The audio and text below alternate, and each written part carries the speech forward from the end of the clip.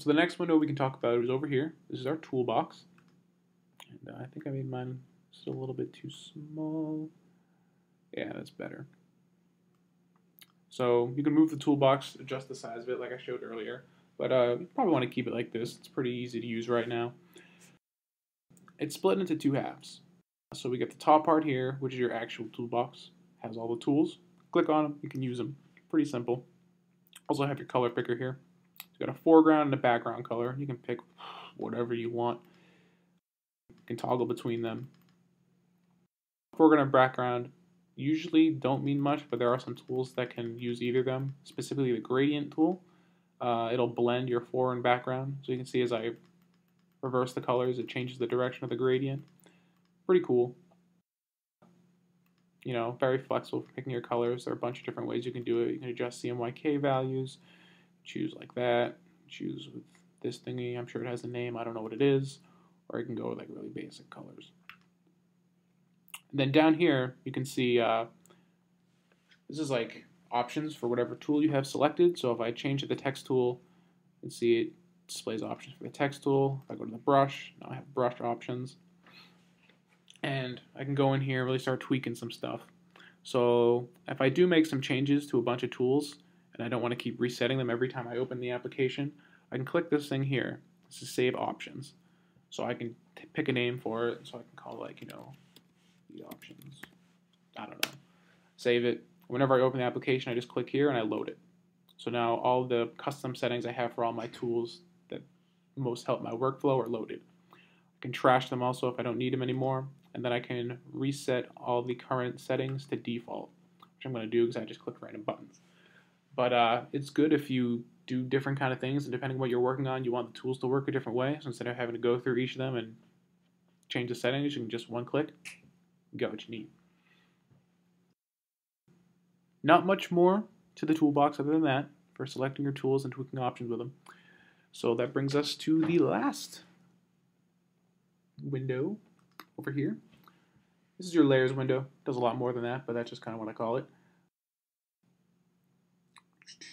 Again, like the toolbox, it's kind of split into two sections here. The first one is tabbed up here. You got layers, channels, paths, and history. So you can see it's displaying all my history from the last tutorial and this one. So I can jump back a couple stages. This is good if you make a mistake. Over here we have layers.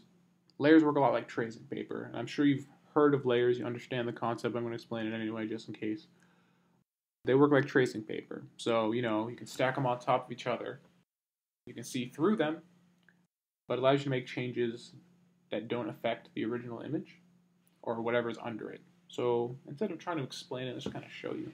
So I can hit this button here to create a new layer. It's going to bring up this little dialog box. I can make the layer whatever size I want. It's kind of a weird thing with GIMP. You can actually make a layer that's a different size than the layer under it. It's kind of, think of it like, you know, you have like a regular size tracing paper and then you put like a little box of tracing paper on top. I haven't found it to be that useful, but you can do it. I'm going to keep it the same size. So it makes a new layer. So let's say, for example, I want to put a mustache on the Reaper. Why? I have no idea.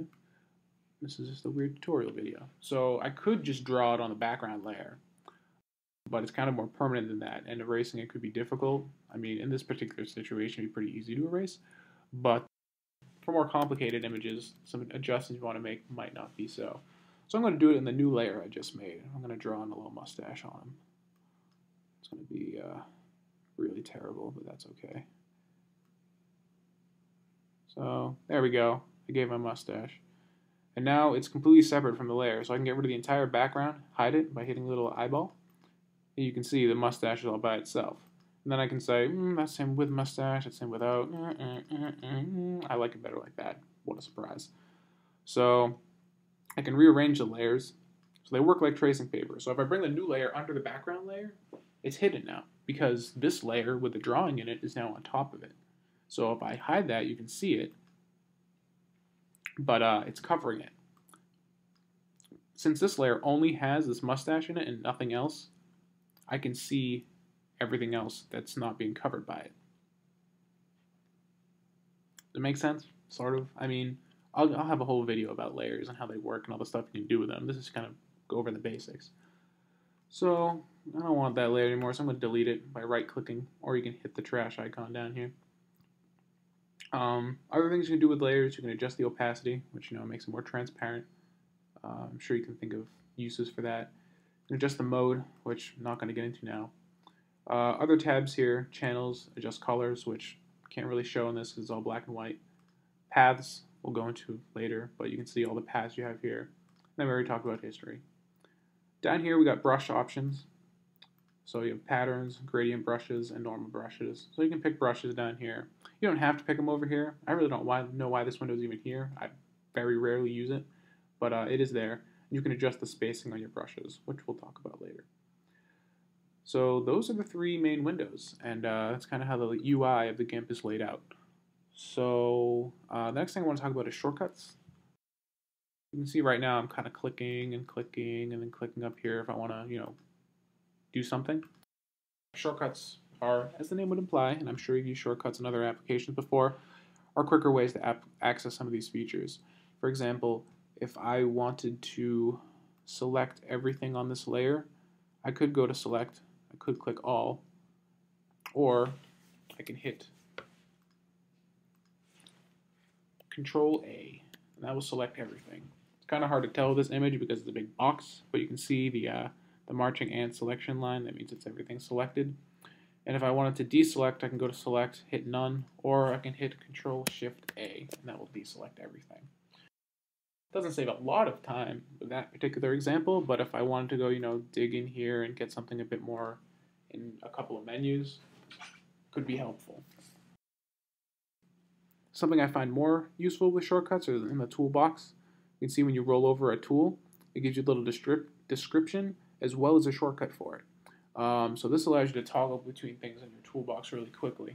So I can, I believe O is the color picker, P is the paintbrush, N is the pencil, Shift B is the fill bucket. So I can jump back and forth between all these really quickly. But then you're probably wondering, why bother? It's just right here, just click. It's really not saving all that much time. These shortcuts really combo with another feature of making this full screen. So I can hit this button here, it's going to make this window entirely full screen. Now, this is kind of what an application is usually like. It takes up the whole screen. But since the GIMP has multiple windows, if I make this full screen, all of a sudden the toolbox and the layer channels and paths thing are no longer visible. I can hit tab to bring them in front, but now they're covering up some of my canvas. So if I'm zoomed in, like 800% really working on something, and I bring the menus up, now they're blocking some of my screen. So that's no fun. So the thing to do is to hide them, but if I need to switch tools, if I know all my shortcuts, I don't even need to click on them. So, I know I really need to pick the color, so I'm going to get black. And then I'm going to grab my pencil and start editing over here really easily. No, I think I'm going to hit Control Z and undo it quickly. I don't have to go into the menu and start doing things. It saves a lot of time. It sounds kind of frivolous, but when you start working, it makes a big difference. So shortcuts are nice, especially when you want to go full screen, because then you get this entire screen to just look at your work, and you don't have to worry about the UI unless you really need it. You can just hit tab and bring it back. So I think that's all I really wanted to talk about in this video. Hopefully you guys are a bit more comfortable with how the GIMP is laid out, and how it works. Anybody who's familiar with Photoshop will be like, wow, it's a lot different. There are a lot of similarities, but there are a lot of differences too. It took me a while to get used to, but if you're brand new, why not give this thing a shot? You can't beat the price, and there's a lot of people willing to help out if you have any problems online, myself included. So thank you for watching the first open window tutorial. I haven't done tutorials in a while, so not gonna lie, I'm pretty rusty. So let me know in the comments below any feedback you might have, things you're liking, things you're not liking so much, so when I do the next open window tutorial, I can hopefully make it even better. So I'm Tommy Oliver from Broken Window TV.